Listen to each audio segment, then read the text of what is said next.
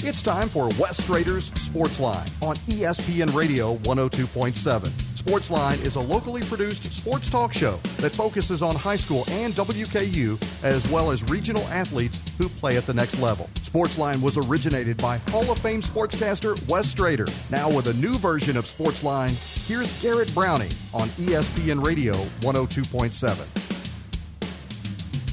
Welcome sports fans back to another edition of the Wes Strader Sportsline here on ESPN Radio 102.7 FM, ESPNRadio1027.com. We got a great show to get to. Lots of high school tidbits. Greenwood girls, congratulations. Their soccer state championship over the weekend. We've also got the first round of the football state playoffs. I have to rant about the Titans losing once again. Tops football took a tough loss at home. We'll get into that a little later with Tyler Eaton. But helping us open the show is our buddy from BG Daily News, and I'm going to put myself out on a limb here. Jared McDonald. Did I get it right? You did. Oh, okay. I had to make sure. I was like, I don't know if the A is in there or not. I don't want to mess up live on radio, but there I go, out on a limb once again.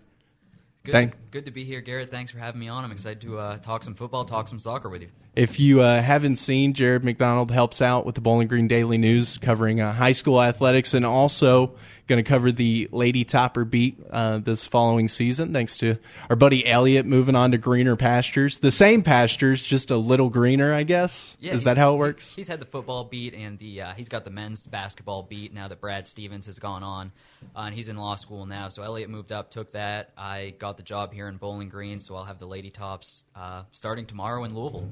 So before we get into the Greenwood Girls Soccer State Championship run, obviously just that's awesome for the community. I love to see it. Even as a BG graduate, once you see that local team make it that far, you have to get behind them. It's really cool to see. Yeah, they had a great crowd at the games.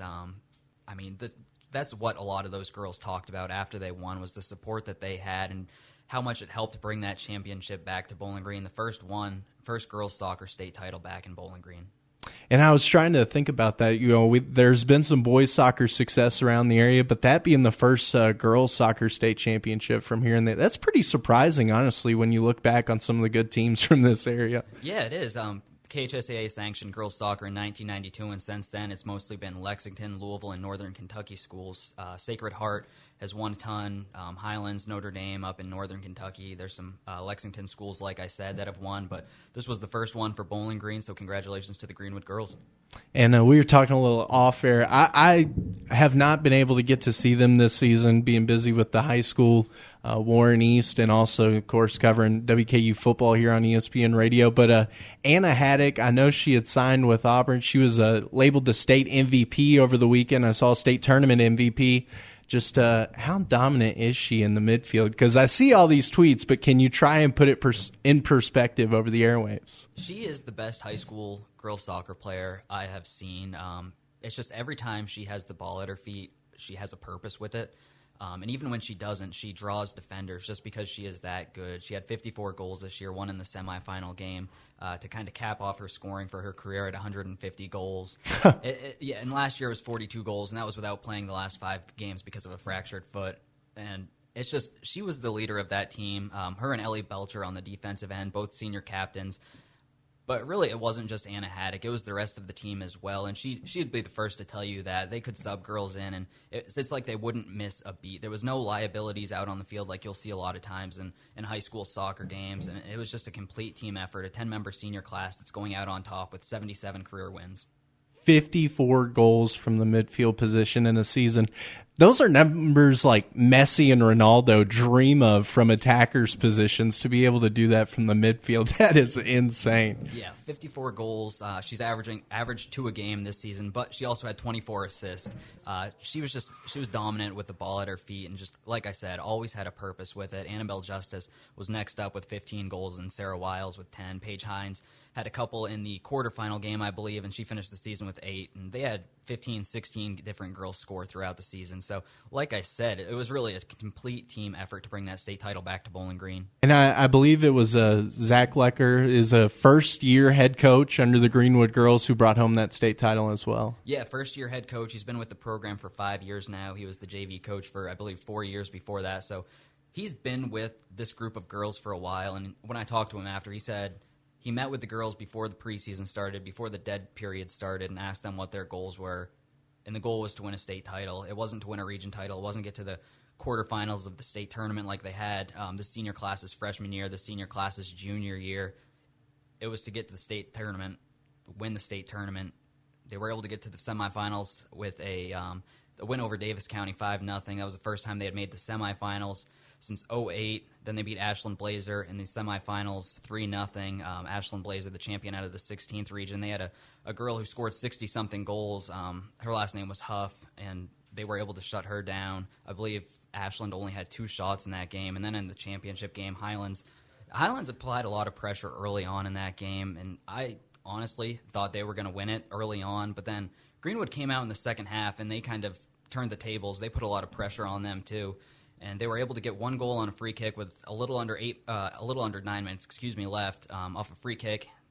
Started that, Anna Haddock put a low shot through the wall, actually, hit off the goalkeeper, and then Allison Kalin was there to clean it up, and that was the only goal of the game. Greenwood's defense was able to shut down Highlands for the rest of that one. It was their 8th shutout in 9 postseason games, and I think that deserves a lot of credit as well. And it doesn't matter what level of soccer you're talking about. If you're talking about a team that is good from a set-piece position off of corners and off of free kicks, you can almost guarantee that team's going to go really far in the postseason. And I swear to you, almost every highlight goal I saw on your Twitter account, it was coming off a set piece, whether it be a corner, a free kick of some kind. Yeah, maybe the ball batted around for a while, but you got to put it in the right spot. That's how those things get started. Yeah, absolutely. I mean, those are basically free opportunities to get a chance to score. Going back a couple weeks on the boys' side in the quarterfinals when Warren Central played Davis County, Warren Central lost that game 1-0. It was kind of a misplayed ball in the back. The only one in the game, but talking to Davis County's coach after the game, he talked a lot about those set pieces. They want to apply pressure. They want to get those corners, and they ended up playing in the state championship game. They lost to Henry Clay, just an absolutely talented team out of Henry Clay in the championship game on Saturday before Greenwood's game. But like you said, those set pieces, they're really a difference maker in these high school soccer games if they can take advantage of them. And if I'm not mistaken, I'm pretty sure Henry Clay had a goal off a corner kick. You are not mistaken. The kid bent it in. Caden Rose off the corner for the first goal of the game after it was 0-0 at half. And then Henry Clay was able to add another one late and close out a 2-0 victory for the state title. Now, there are a lot of soccer fans around this area. You hear it all the time. Soccer's not a big sport in the U.S. But to be honest, here in Kentucky, and especially here in the South Central Kentucky area, there's a big soccer following, and it's just great to finally see that come to fruition with that state title. Oh, absolutely. When I moved here a couple of months ago, that was probably my favorite change. You hear a lot about the football here in the Bowling Green area, and rightfully so. I mean, you get teams like South Warren, you get Bowling Green, who is historically really good. You get Franklin Simpson, who's played in the last 3 state championships games. But District 14 soccer is fun to watch, man. It's so competitive. That District 14 soccer tournament, then the region tournament, you get the Warren Central, the South Warren battles, throw Bowling Green in there, Greenwood in there. They can all win those games, and it's just a lot of fun. When I was growing up in this area watching soccer, District 14, my uncle played at Central when them and Bowling Green would have huge battles for district titles. I played at Bowling Green when it was BG versus Greenwood for all these titles. Now, all of a sudden, you feel like all 4 of these teams are kind of starting to peak at the same time, and it makes this competitiveness so much more in this area. I mean, just to get out of your district. Yeah, I mean, I don't think there's been a repeat region champion in Region 4 in quite a while. I mean, you get Warren Central this year, South Warren the year before, Warren Central won it again. The year before that would be 2017 if my math is correct. Yep. Then Bowling Green had that run. They were the last back-to-back champ when they won 3 in a row in the mid 2010, 2020 decade. But these games, they seem like toss-ups, and you'd hate to pick who you think is going to be the winner beforehand. It could come down to penalty kicks. It could come down to one misplayed ball. And there's probably 4 teams in District 14 that could go out and win a game and go out and win the region. Yeah, absolutely, or at least compete, to say the least. We're talking with Jared McDonald, Bowling Green Daily News. We're going to take a quick break. When we come back, we'll be talking high school football, the first round of the state playoffs coming this weekend. We'll lay out a couple of the big matchups, and we won't get any picks, but we'll get into just how these teams may fare against each other. Let's find out coming up next on ESPN Radio 102.7 FM, ESPN Radio 102.7.com. There's an important election this Tuesday, November 5th, and it's important to know the candidates running. Pro-life Republican Daniel Cameron is running for Attorney General. Daniel Cameron is pro-Trump, pro-life, pro-wall, and pro-gun. President Donald Trump had this to say about Republican Daniel Cameron. Cameron is tough on crime, strong on borders, and will fight for our Second Amendment. Daniel will never let you down. He has my full and complete endorsement. Daniel Cameron has the right experience to be our Attorney General. He'll combat the opioid epidemic, take down child predators, stand with law enforcement to protect our communities, and get politics out of the Attorney General's office. Vote this Tuesday, November 5th for Trump Republican Daniel Cameron, the only candidate endorsed by law enforcement with the experience to get the job done. Paid for by Kentucky Freedom Fund, 1747 Pennsylvania Avenue Northwest, number 800, Washington, D.C. 20006. This is a Morgan & Morgan consumer message. If I could hire one firm in America to represent my family or friends for injuries, I would hire us, hands down. I'm John Morgan of Morgan & Morgan. No firm in America has tried more personal injury cases in the last 5 years than us. Insurance companies know who we are and, more importantly, what our results are. Years of verdicts at trial and the desire and the money to fight for justice for our clients is why I would hire us. There's only one Morgan & Morgan. Offices, Bowling Green.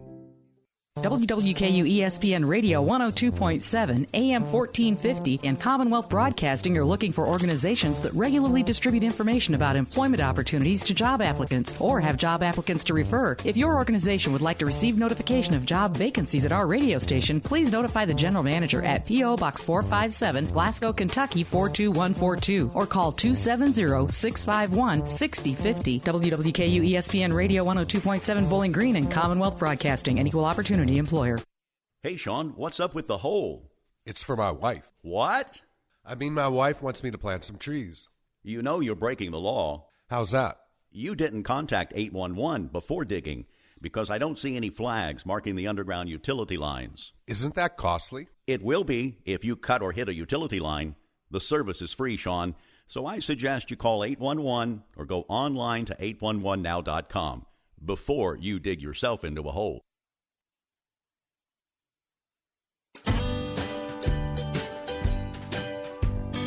Welcome back, ESPN Radio 1027.com, because evidently that's all that's going right now.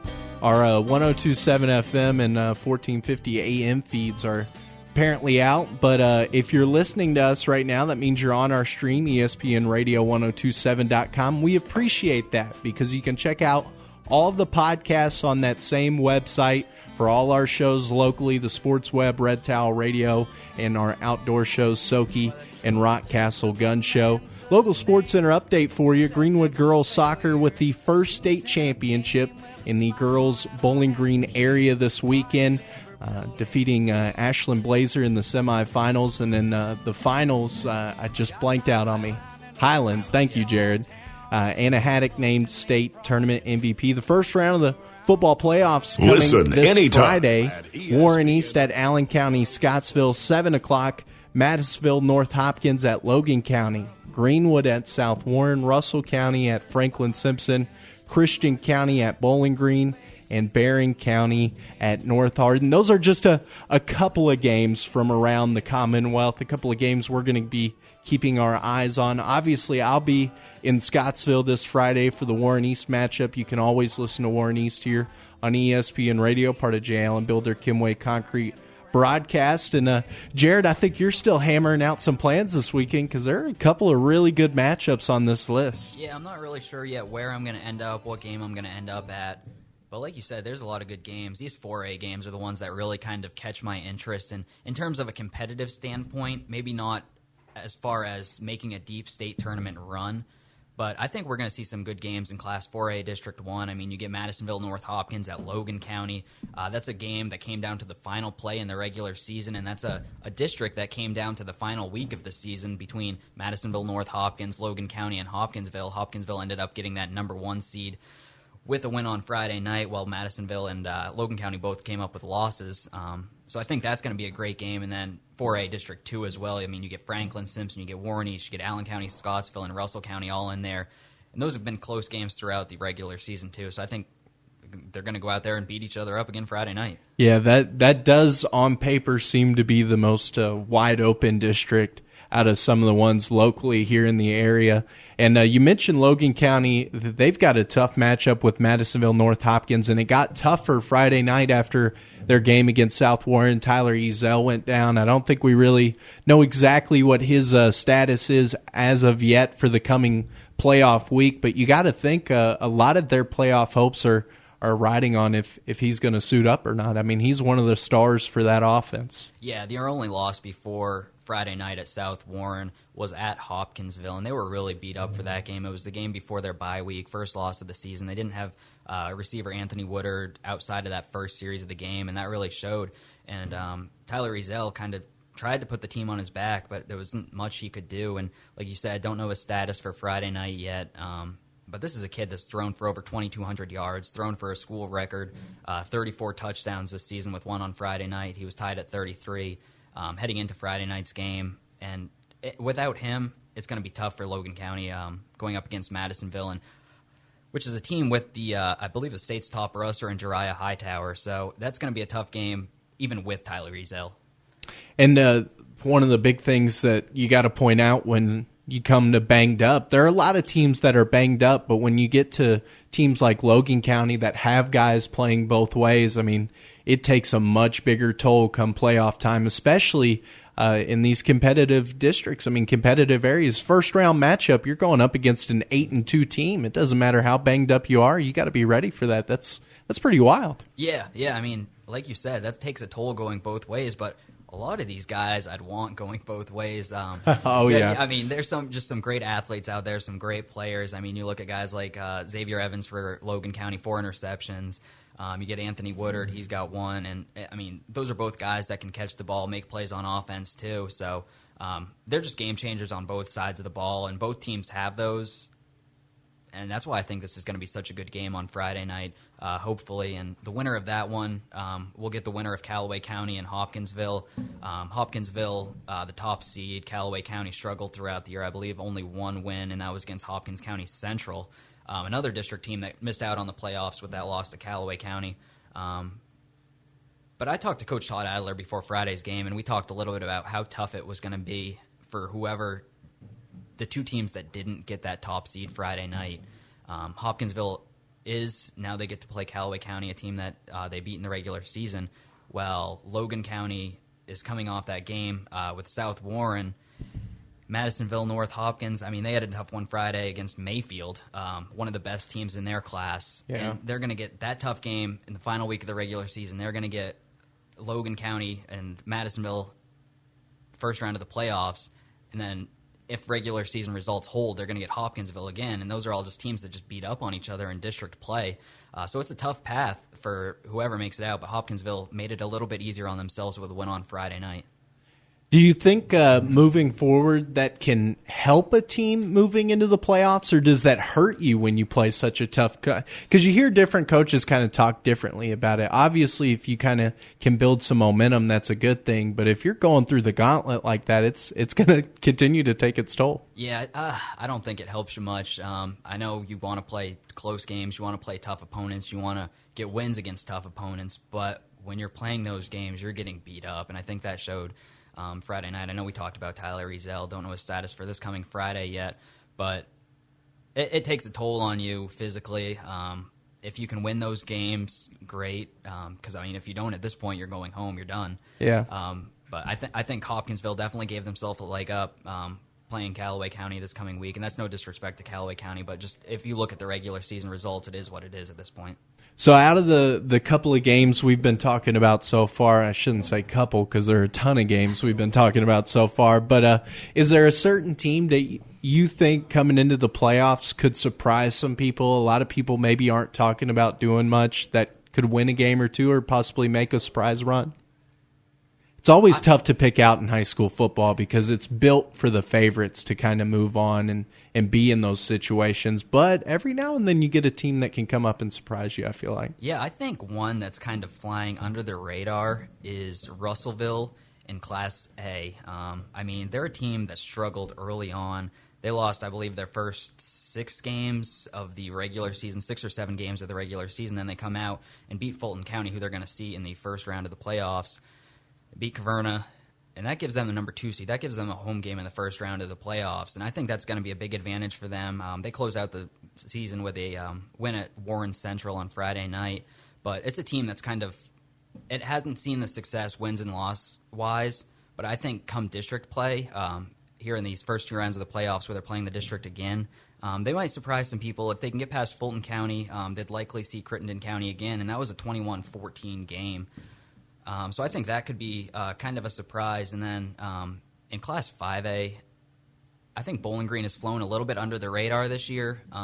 They've had a few losses, but I mean, if you look at those losses, Week 1, Father Ryan out of Nashville, that's a really good team. Yeah. And then you get Trinity and you get St. X, who 6A teams out of Louisville, who are both very, very good. Not to mention St. X had just a little extra riding on that game with Coach Wallace back in L. Donaldson, I feel like. Yeah, I'd say they wanted to win that one pretty bad. Not in like a disrespectful way, but in a for your competitive coach sense. Yeah, absolutely. But yeah, Bowling Green has those 3 losses. I believe they're 5th in 5A now, 4th or 5th. I didn't get a chance to look at the rankings that came out earlier today, but not a lot of people are talking about them. But they're a team that's going to see Christian County here in the first round of the playoffs. Then the winner of Greenwood and South Warren, and I mean, South Warren was able to beat Greenwood regular season. I know Greenwood was up 9-8 at half in that game. And South came out and outscored them, I believe, 21-3 in the third quarter to get a pretty convincing win over them in terms of the end result. And Bowling Green South Warren, that was a really good game, 14-3 final, but it was a 7-3 game up until about a minute and a half left. And that was with South Warren playing with Mason Willingham, backup quarterback, who came in and replaced Caden Veltkamp. He was only making his second start, and I think the offense was still trying to figure out how to play with him and what plays to call with that. I know he struggled with some interceptions early on, but they were throwing it down the field a lot, and it seemed like they struggled with that a little bit, and now they're throwing some shorter passes to their receivers, and those guys are just playmakers out there, man. I mean, Jansen Dunn, Tommy Mustafa, I mean, you can go down the list of South Warren's receivers and playmakers, and South's defense is just it's outstanding, and I think that gives them a chance to win any game. They've South Warren's defense. They've built that culture, that scary culture of we're a defense that's going to get after you in the trenches and basically try and take over the game, wreck this game with some guys up front. And they've done that to lots of teams over the past couple of years. Yeah, I've talked to Brandon Smith quite a bit this season, and it was after that Bowling Green game. They had a bye week. The next week they played Greenwood and came away with a win. But before that Greenwood game, when I was talking to him, he said he wanted to get back to the roots, and he thought they got away from those roots a little bit, that physical kind of in-your-face style of play. And he said this the last few weeks when I've talked to him. They really did a good job of challenging their linemen, challenging their running backs to get back to that physical style, that aggressive style, and that's really helped him out. I mean, you look, with Mason Willingham at quarterback, they beat Glasgow, last-minute drive, 21-20, and when I'm talking about Mason Willingham, he's thrown into a tough spot, man. I mean, yeah. He came in, he hadn't played quarterback in like a year and a half, and he's got Glasgow up, and then he's got Bowling Green up, and those are both teams top 10 in their class, and he's done a phenomenal job since taking over that offense. But then you look at their last 3 games, 36 points, 53 points, and they're starting to find a rhythm. Well, and when you're jumping in for a guy like Veltkamp, too, I mean, Brandon Smith, a former, sort of college QB, and you see Veltkamp, he's kind of got those intangibles of a certain college QB. I saw him, there was a great picture of him shaking hands with Brandon Dowdy. I mean, they look the same height. Obviously got put on a little weight, but the things that Brandon Smith asked Caden Veltkamp to do for their offense, I watched him make some ridiculous throws against Warren East, and that's going to be tough because you want to kind of play your same style of offense, but all of a sudden you're throwing in a guy that hasn't had to make those throws in a while. It's going to take some adjusting. It's going to take some time. Yeah, I mean, you talked about Caden. You saw him that second week then against Warren East when they won 50-6. Absolutely. That second quarter, they laid it on the Raiders. But I got to see him that first game against Butler at the Rafferty's Bowl. I saw that Warren East game. I saw him against Franklin Simpson. The scariest thing, I think, with that kid, he was getting better every single week, and he was already really good. And he's got a bright future ahead. I know I've had coaches tell me he's a future Power 5 quarterback. I mean, we'll see. I think he could be that good. But you never know how a kid's going to develop. But I think he's got a really bright future, maybe one of the brightest futures of athletes around this area. I wouldn't disagree with that either. I mean, he made a couple of throws against Warren East under pressure where he could, drop them in where he needs to drop them, right into his receiver's hands. And, you don't see that a lot at the high school level. That's why a guy like that, sticks out. Yeah, and it looks like – I remember that Warren East game. It looked like he was having fun while he was doing it, which is probably even scarier. There was one pass. He threw it to the end zone. He took a lick. Afterwards, he was on his back, rolled over to his stomach, and just kind of did like a Superman cheer type of thing. From the stomach? Yeah. It just looked like he was having a great time out there. And, I mean, if you win a game 50-6, it's hard not to have a good time.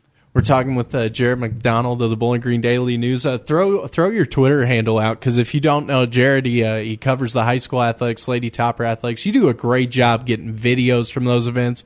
You did an incredible job getting video of the Greenwood girls soccer tournament run. Basically every goal I think that was scored, you got on video. So throw your Twitter handle out there. Yeah, it's J MacDonald Sport. It's JMacDonaldSport. Again, that's J MacDonald Sport.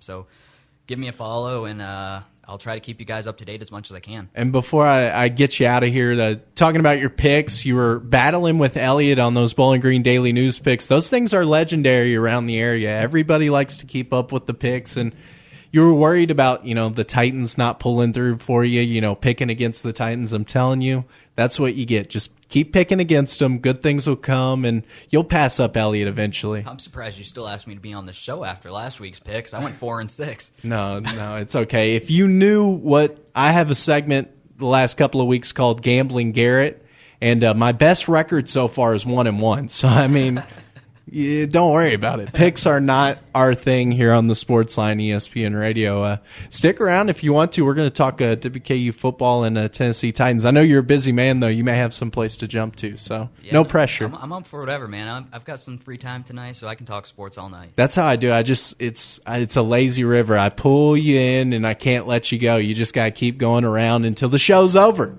And then I finally have guests for a full hour. You're welcome. ESPN Radio 102.7 FM. There's an important election this Tuesday, November 5th, and it's important to know the candidates running. Pro-life Republican Daniel Cameron is running for Attorney General. Daniel Cameron is pro-Trump, pro-life, pro-wall, and pro-gun. President Donald Trump had this to say about Republican Daniel Cameron. Cameron is tough on crime, strong on borders, and will fight for our Second Amendment. Daniel will never let you down. He has my full and complete endorsement. Daniel Cameron has the right experience to be our Attorney General. He'll combat the opioid epidemic, take down child predators, stand with law enforcement to protect our communities, and get politics out of the Attorney General's office. Vote this Tuesday, November 5th for Trump Republican Daniel Cameron, the only candidate endorsed by law enforcement with the experience to get the job done. Paid for by Kentucky Freedom Fund, 1747 Pennsylvania Avenue Northwest, number 800, Washington, D.C. 20006. How much were your heating costs last winter? I'm sure too much. Mike Keith here to tell you how to heat your home for just $600 a year. Trust the experts at Bowling Green Fireplace and Grill to transform your old fireplace into a stunning source of heat with brand names such as Yodel, Fireplace Extraordinaire, Avalon, and Lopi, the Cadillac of fireplaces. Lopi's Cape Cod is the world's cleanest burning wood stove with unbelievable hybrid fire technology. Bowling Green Fireplace and Grill, just off the bridge on Old Louisville Road. BowlingGreenFireplace.com. Get a jump on your Christmas shopping with our half-price gift cards. You can get $50 gift cards for just $25. Half-price gift cards available now to the new Smug Beagle in downtown Bowling Green, Griddle's Country Cooking in Scottsville, plus Mancino's and Southern Lanes. All $50 gift certificates are just $25. Order by phone at 1-877-842-1007 or in person at our studios on Campbell Lane beside Marty and Liz Shoes. Almost 4 in 10 high school seniors in Kentucky don't fill out the free application for federal student aid, the FAFSA. We asked students why that is. I honestly have no idea what the FAFSA is. At my high school, they don't really talk about the financial aid or FAFSA for that matter. Filling out the FAFSA is the first step to getting your share of $150 billion in financial aid. And it just got easier. Visit knowhowtogoky.org to find out more. This message is brought to you by the Pritchard Committee Student Voice Team and the Council on Post-Secondary Education.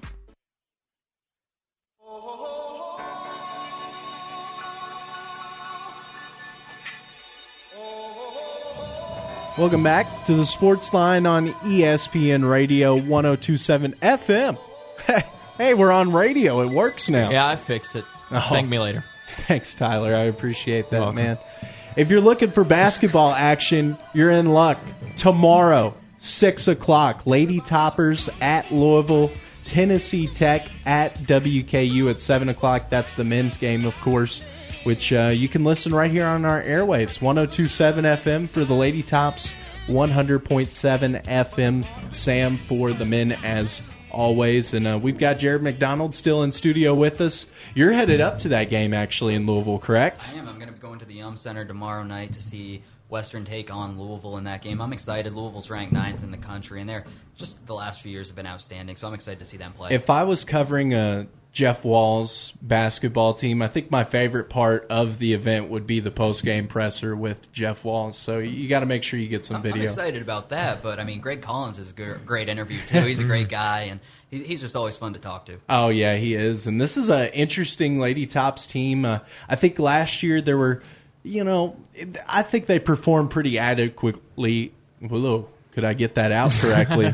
Considering Michelle Clark-Hurd had to move on to Cincinnati and Greg Collins had to step in and try and keep that culture that Michelle Clark-Hurd had built, keep it moving and kind of build his own at the same time. And that's a lot to ask in year one, and now he's got a lot of returners this year. So they could be a dangerous team. We're just going to have to find out tomorrow, right? Yeah, I mean, and in Greg Collins' first year, too, he had to replace a lot of scoring. I believe, 54% of the scoring or whatever. But this year they bring back 86% of their offensive production. That's led by D. Givens. And so they've been focusing a lot on defense and rebounding, a couple of weaknesses that they had last year. I know they had that exhibition against Kentucky Wesleyan on Thursday night, and they had to come back and outscore them 21-7 in the fourth quarter to win that game. Greg Collins after wasn't really happy with the way they defended the three-point shot against the Panthers, who went, I believe, 6 for 10 from three-point range in that first quarter, but they sat down and defended late in the game and were able to pull that one out. You can't wait until the fourth quarter to do that against a team like Louisville, and that's just the start of a tough non-conference schedule for them. And, I'm great at breaking out the excuses train, as usual. I usually do that. You were the conductor. I usually do that for the Tennessee Titans. Train. But you keep up with some of these exhibition scores. You would be very surprised by how some of these NAIA schools and how some of these Division II schools fare, not just against, Conference USA opponents, MTSU or whoever. I mean, Duke, Louisville, these teams could struggle with NAIA opponents. But it happens. Here's the difference with this one, though, because if you're Western Kentucky and you look at what's up on this schedule, you're playing 5 straight teams to start the season that went to the NCAA tournament last year. So a team like Duke, for example, obviously they're throwing themselves right in the fire with a Champions Classic right out the gate. But a lot of these teams that play an exhibition game, either they'll play a second exhibition game or they're going to play some cupcakes to start the season. A good point. Cough, cough, WKU men's basketball team starting out with 4 straight cupcakes to start the season, and then you go out to the Bahamas. But at the same time, this is one of those things, you look at this team last season, you mentioned it, probably exceeded expectations in what was supposed to be a transition year. And now we're going to find out how they handle the expectations. Now they're picked to finish 3rd in the conference. Now we look at that 3rd spot and we say, man, this team could finish 2nd. They could compete for a title. But right out the gate, they're going to be tested. And there's this new scheduling format for the final 4 games. Me and Brett talked about this. He thinks it's ridiculous. I think it's ridiculous because everything's set in stone by December 15th. So you've got to come out in the gate and win games. Otherwise, you're finishing your season against the bottom half of the conference. What confuses me about the idea behind that is it's supposed to like build up your conference RPI where you're playing the best teams in your conference or whatever and give you a better shot at your at-large bid. But what if you all beat up on each other the last 4 games of the season? Doesn't that just hurt your at-large bid even more if all of those, maybe once every 6 years you get that team that sweeps. They win that 4-game into the conference flex schedule. But for the most part, I feel like most of those teams are just going to beat up on each other, and it's going to ruin that at-large bid. Totally counterproductive. It doesn't achieve anything. We've seen it with this stupid pod system. It achieves absolutely nothing. And then the question becomes, what do you learn about a team by December 15th? Because a team like WKU, Brett mentioned this very easily, and a coach is going to tell you, man, we can come out and win every single game. But very easily, WKU could start this season 5-6, 4-7. And then from there, there's no resume building possibility for them, and they could start Conference USA, play out on an absolute roll, tear through it, and it doesn't matter. So this might make even less sense than pod play, although they came out and said specifically, this is not pod play, but it might just be a worse version of pod play that just does nothing. I don't understand it. For the application of Tyler Eaton for CUSA Commissioner, head to Twitter at Tyler Eaton Radio. Sign me up. Yes, I'd love it. You'll have to put your... I got a lot of good ideas. Number 1, get rid of pod play. Number 2, get rid of this women's thing that's not pod play, but is basically pod play. That's my entire plan. Let's just play basketball. It's coming tomorrow night. WKU Lady Toppers on the road in Louisville at 6 o'clock as I double-check the schedule here on ESPN Radio. Brett Williams, believe, will be on the air at 5:30. Mm-hmm. He'll be taking off right after the Sports Web. What a transition. Sports Web into Lady Topper basketball. Another great transition. WKU football this weekend against FAU. It was a tough one. The Tops got off to an ugly start, tried to battle their way back against FAU, and unsuccessful even after a blocked field goal attempt, which gave hope, and then it was snatched right back away with an interception. Jared, we'll go to you. I was going to pass anyways. You've been quiet for just a second. What did you think about that Hilltopper football game this past Saturday? Well, they got off to a good start, like you said, 14-0, but I think turnovers are kind of the thing. Oh, I said bad start. Thank you. Yeah, good start. In that one. We know what you meant, man. Come on. But I mean, 3 interceptions. I think the team had 2 interceptions last week, kind of early against Marshall, too. And you got to clean that up. You can't give the ball away, especially in these conference games that are tough. And at the top of there's big conference implications in these games, and you just have to take care of the ball in those games. The East Division, it's now just an absolute whirlwind. Who's going to take it away? FAU, Marshall. The Tops, there's still a chance, but they need a lot of things to go their way right now. Tyler is shaking his head vigorously. Chance. No, that there is no chance. That loss hurt me. It hurt me a lot. It stung me. Because I very, very, very, very, very, very much believe we were going to win that game. And after the first quarter, Garrett, I felt fantastic. Oh, I bet you Jared, did. I felt fantastic. Understand that. Because, it was looking good. And then came the second quarter. And then came the third quarter. And then came the blocked field goal, and I started feeling fantastic again. Absolutely. And then came the play call. And Tyson Heltney took responsibility for that play call after the game, and I respect him for that. And then Ty Story came up, and he took responsibility for the play call, and I respect him for that, because that's something I feel like with last year's team, nobody would have taken the blame. Nobody would have taken responsibility, and we would just be stuck here trying to figure out why on earth the play was called. I'm still trying to figure out why on earth it was called. I understand it. Tyson has expanded on it a little bit, but it hurts me. It hurts me a lot. But still, to see the way this team has performed, given the circumstances, in a situation at Marshall, you're down 17-0. They battled. Against Florida Atlantic, you get out 14-0 lead. I hate to see it blown, but the fact that they battled back and made it a game again, I said this last week, I'll say it again this week. Last year's team doesn't do that. Last year's team folds. And, you hate to say that you see success in a loss because this team wants to win. Even though this is, like I mentioned with the Lady Toppers, this was supposed to be a transition year. They want to win every single game, but the growth is there. And it feels a lot different than last year, even in losses that might feel a little similar to how we saw games go down last year. If there is a positive lining in all of this, could you ask for a better time to go on the road to play Arkansas and get paid to play Arkansas on the road? Is there a better time ever Not at all. to go play them right now? I don't think so. I mean, I don't know who wants to really go to Arkansas and watch that game. They've been struggling for a little while now. But I think it's a great opportunity for the Tops to bounce back after a couple of losses. Chad Morris, I believe his SEC career has opened at 0-18. Well, he guaranteed a win last week, and I think they lost by 30. So that was big, bold move by Mr. Morris. I'm really surprised that he outlasted Willie Taggart.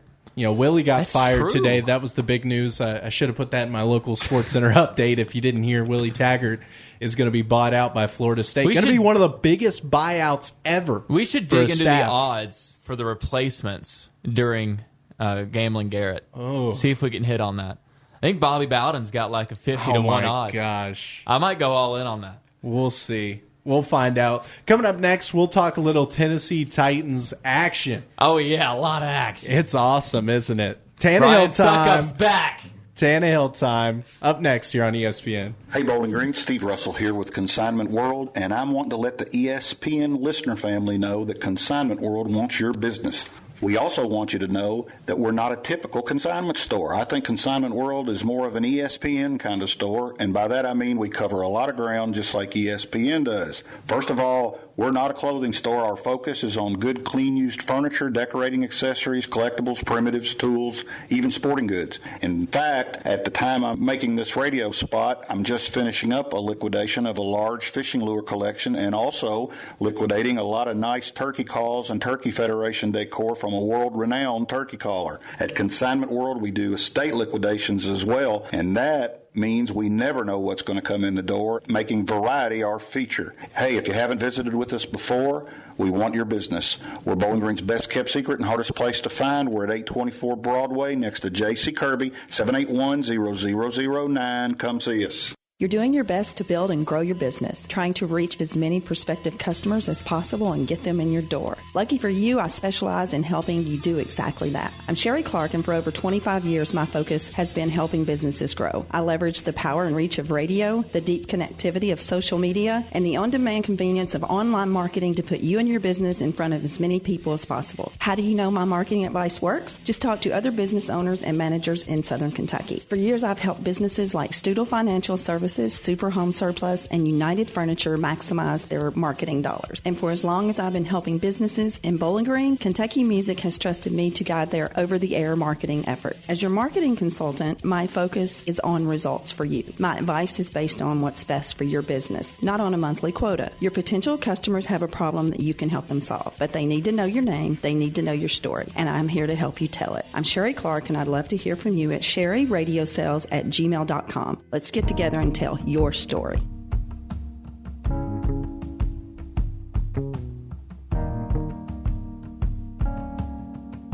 Basketball. Didn't you just say before the break we're talking about football? Oh, I'm sorry. Go ahead. No, I guess we're talking football. Tennessee Titans. They lost at the Carolina Panthers this Sunday. Another You were trying to avoid it, weren't you? disappointing stretch in what has been a disappointing season under second-year head coach Mike Vrabel. Marcus Mariota to the bench. Ryan Tannehill comes in. Played pretty well last couple of wins. And then it just all looked awful against Carolina on Sunday. You know, they got some garbage time stats. That's always nice. You love to see garbage time stats. But the main thing was Titans took the L. They're back below 500. And, hey, now you get to host the Kansas City Chiefs this Sunday. So have fun. Tennessee is bad. Just an observation for you, Garrett. The offense is bad. The play calling is worse. Yes. The defense is okay. But, oh my goodness, the play calling sucks. Derrick Henry needs the ball. It's just about the only thing that works. They just don't give him the ball. Just don't give it to him. Don't understand it. Well, unless it's first or second down. Then he can have it all day long. And then you put yourself in 3rd and 7, 3rd and 8, 3rd and 9, 3rd and 10. And then they wonder why they don't convert it. I don't understand it. I don't understand it. You have an explanation, Garrett? This is your squad. Do you think I have an explanation? Probably I sit here Jared, every do you have an week. Explanation? I don't, but I think you have to look at the positive. It could be worse. That's true. true. You could be the Bengals. Oh, you are a resident Bengals fan? I am. No, Okay, not good. at all. I spent the last 3 years up in Mason County. That was kind of Bengals territory. So I got to go to plenty of Bengals games. I got to sit through plenty of Marvin Lewis press conferences. I'd be fine never doing that again. But the Marvin Lewis press conferences, he didn't say anything after the games. I've heard Zach Taylor's a lot better, gives you a lot more, but they are struggling. Is that really worse, though? Here's why. Because the Bengals now not the Bengals of old, not barely making the playoffs, getting knocked out in the first round, basically where the Titans are now. Prime Andy Dalton time. Or the Bengals now, where you have some sense of direction. Now, yes, the direction is straight down, but that leads to the possibility of moving up. Tennessee's direction is horizontal. You're not moving up. You're not moving down. You're going 7-9, 8-8, 9-7. That's it. They're 4-5 now. As bad as they are, they're probably going to win 8 games. Is that really worse than where the Bengals are at right now? Yes. Okay. Yeah, I'd say so. It's nice to next have a win year, every though, once in a while. Yeah, come that's what I'm thinking. come next spring. I'm a long-term guy. You know, Bengals territory is also Reds territory. And do you know how many times I heard next year? Hey, we're a Reds affiliate here on 102.7 FM. We got that division championship picture right next to you. What year is that from? Good question. I am not a Reds fan. Don't ask me. Ask Red Legs Radio Report. Sorry, guys. Sorry, Jason. Had to throw that one at you. But the Titans this Sunday against the Kansas City Chiefs. I think it opened like plus 3.5. I mean, hey, no. Nobody? Not a chance. Oh, no. Yeah, I can't sell myself on that this week. I did sell myself on 3.5 Titans last week as the underdogs, Jared. And you know what? I almost got that backdoor cover. That would have made you real upset, Tyler. It's true. But, you didn't. Alas, because it's Garrett. The Titans. But the Buffalo Bills came through for me. So I went 1-1 last week. Do you remember what you went, Tyler? Not off the a top clue. Of your head? Couldn't even tell you. Jared, each week. Oh, I know I got Houston. Just want to point that out. Oh, yeah. Yep. Houston, big winners over Jacksonville. But I know I got Houston. Well, each week on our Gambling Garrett, we get one underdog and one favorite against the spread for the NFL week. And at one point, I started 0-4, moved it up to 1-5, and I think now we're sitting at 2-6. So, I mean, hey, slowly but surely. When you pick 2 games, it's hard to get back above 500 when you start 0-4. You might just be stuck. I'm sorry. If I kept You're picking, in a lot better spot than the Titans, though. Think about that. You have a direction. If I kept picking like 0-8, I would have been getting some calls from some Vegas guys like, hey, I need your line tonight. Who you got? And then they're giving the opposite as their expert pick. Would that really be the worst thing in the world? I mean, that'd be a shtick. That would be really cool if I could make that happen. So we're going to see for like 5%. We're going to see if we can make that happen. Coming up out of our next break, we'll have deleted tweets, Gambling Garrett. I'm throwing all the segments at you in one segment. That's bad radio, Tyler, but that's Sportsline on ESPN. You know that the ice cream scoop can make a child smile, and that by slowing us down, the traffic light can keep us going. You know that the lawnmower makes life easier, that the blood bank makes life possible. But did you know all these ideas came from the minds of African Americans? Support the United Negro College Fund, because a mind is a terrible thing to waste. Visit uncf.org or call 1-800-332-UNCF. Brought to you by UNCF and the Ad Council. This is a Morgan & Morgan consumer message. If you've been in a car crash or suffered an injury, this could be the most important message you'll ever hear. Almost always, the person refusing to pay you is not the person who caused the injury. It's their insurance company, State Farm, Geico, Allstate, and the like. They make billions and billions of dollars by keeping as much money as they can in their own pockets. Big companies with the deepest pockets and an army of lawyers, literally thousands. But at Morgan & Morgan, we too have an army of lawyers. And you know what else? Many of our lawyers came from the same insurance companies we now fight against. If you're injured in a car crash, slip and fall, or the victim of medical malpractice, our army will fight like hell for you. Just dial Pound Law on your cell phone. That's pound 529. Pound Law, that's all. Morgan & Morgan, for the people. Offices, Bowling Green. Thanks for giving me a ride to the doctor. You're a good sister. No, I'm a great sister. So I didn't know you got preventive screenings. Better safe than sorry. I know, but... Hey, prevention's simple. Flu shots, screenings for heart disease, diabetes, cancer, and Medicare covers many of them. You always were the practical one. And the beautiful one. Stay healthy, stay independent. Talk to your doctor about preventive benefits. For more information, visit Medicare.gov or call 1-800-MEDICARE. Brought to you by the U.S. Department of Health and Human Services.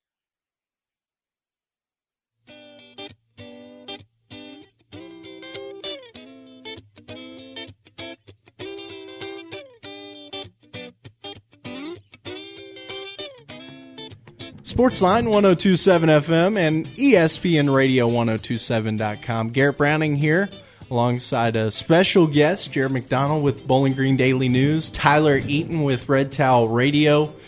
Be back on the airwaves this Thursday, getting ready for Lady Tops on Friday and men on Saturday against Austin Peay. But 2 games tomorrow. The Lady Toppers on the road against Louisville, 6 o'clock. And the Hilltoppers will host Tennessee Tech at 7 o'clock. That will be on SAM 100.7. And the Lady Tops starting at 5:30 with Brett Williams right here on 102.7 FM. Local Sports Center update. The first round of the playoffs are coming this Friday. Just a couple of matchups for you. Warren East at Allen County, Scottsville. Madisonville North Hopkins at Logan County. Greenwood at South Warren, Russell County at Franklin Simpson. Who you got, Tyler? Oh, Franklin. They're coming out of the district. I'm sorry. Oh, wow. Hate to say it. Hey, I tell you who to watch on the other side real quick. No bias? Madisonville North Hopkins. Yeah. Watch them. They are really, really good. I agree with both of those picks. There we go. The expert agrees with me. That's going to be a big game. Madisonville North Hopkins at Logan County. Christian County at Bowling Green. A little rivalry. You know, Christian County, they don't like Bowling Green very much. That game will be running clock. And yeah, I don't... second quarter. I'll say second quarter. Hey, that would be a gambling Garrett pick right there. But rivalry week. Yeah. Yeah, I don't think rivalry really means much when it was a 49-0 regular season meeting.